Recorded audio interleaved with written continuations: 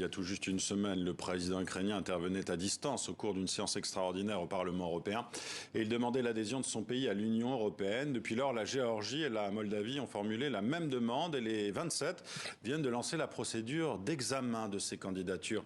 On en parle avec Paul Germain à Bruxelles. Paul, on a l'impression que l'Union européenne veut faire vite.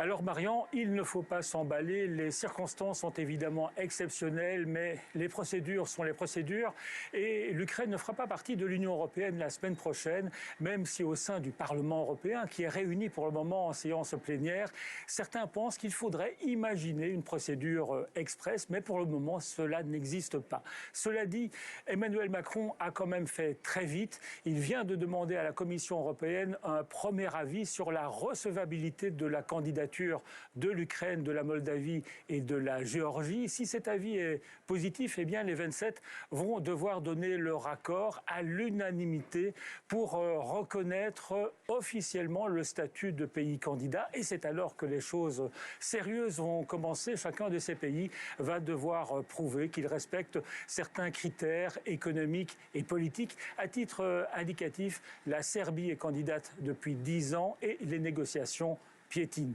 Alors, on comprend bien sûr pourquoi l'Ukraine a demandé à entrer dans l'Union européenne. Idem pour la Moldavie et la Géorgie, qui ont également des régions séparatistes pro-russes et qui craignent d'être dans le viseur de Moscou. Une crainte qui est encore renforcée par une vidéo qui est passée assez inaperçue et où l'on voit le président biélorusse devant une carte qui montre la progression des forces russes en Ukraine, une carte qui laisse penser que la prochaine étape, c'est la Moldavie.